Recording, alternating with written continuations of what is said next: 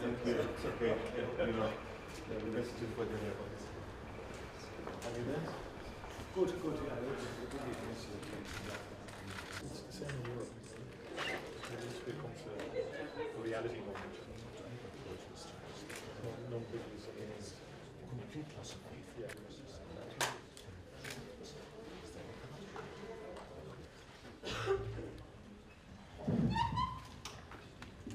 What's required immediately is a ceasefire, the release of all hostages, and a surge in humanitarian aid into Gaza. Unimpeded humanitarian aid, the removal of barriers to that aid, and a supportive presence to the distribution of that aid. By that I mean that the UN needs to be supported and freed up in terms of its capacity. That means deconfliction. It means proper security arrangements for the UN in terms of the distribution of aid within Gaza itself. Earlier, your voice and I visited Rafah yesterday. I met with the Red Crescent Society. I met with OCHA and UNRWA representatives. And the barriers that are being put up in respect of aid is morally unacceptable. It's just, it's not logical. In my view, it's reprehensible that basic hospital equipment isn't getting into Gaza, that basic foods isn't getting into Gaza, and also that the ecosystem of humanitarian aid, it's not just the flour, it's the water, it's the fuel, it's the generators. All of it has to come together to make aid meaningful and impactful for a population that is on the brink of starvation. And we have evidence now of children, malnourished, underweight children in Gaza. Indeed, Ms. Safadi, thank you for your warm welcome. We discussed the explosive situation in the West Bank, and I'm very taken by Minister Safadi's concerns about the West Bank. And we heard that yesterday as well from humanitarian workers, that that's a situation that is very, very dangerous. And again, there needs to be de-escalation there in terms of violence from settlers, the arming of settlers and so forth, displacement, encroachment, that's happening at a scale that risks stability there. We discussed the question of recognition of a Palestinian state, and Ireland and Spain and Slovenia and others are working together in terms of like-minded EU member states around the question of the recognition of Palestine.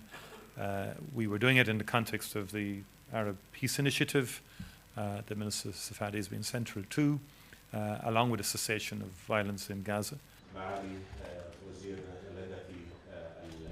I warmly welcome Germany's decision, Tony, in terms of restoring and renewing and continuing aid to Gaza. I have regular contact with Annalena, the German Foreign Minister, particularly on humanitarian aid questions, and our last conversation on Monday was on humanitarian aid in general and the need to get unimpeded access into Gaza.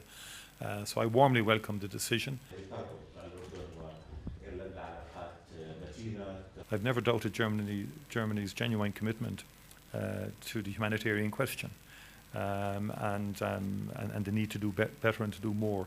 And I think this is important. This is a very important move for UNRWA, because Germany is a very significant country across the European Union and a very significant donor.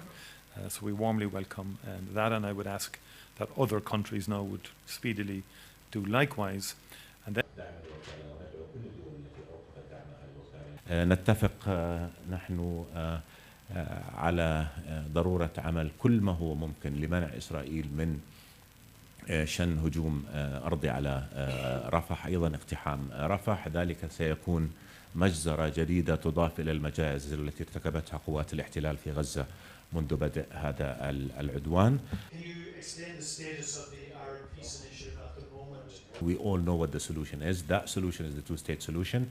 If the Israeli government is not willing to even discuss that solution, then does the Israeli Prime Minister get a veto on the future of the region, and do we allow him to doom the future of the region to more conflict and war? The answer is we should not.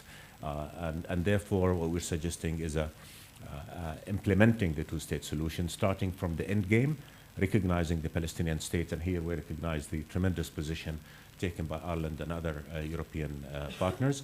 We recognize the Palestinian state, and then we walk back to address the issues that will make sure that this solution is realized. The Israeli government does not want the two-state solution. The Israeli Prime Minister is openly saying he's opposed to the two-state solution, and the whole world knows that the alternative to the two-state solution is a reality of apartheid. That's an ugly reality, and that's a reality that will only lead to more conflict. Thank you.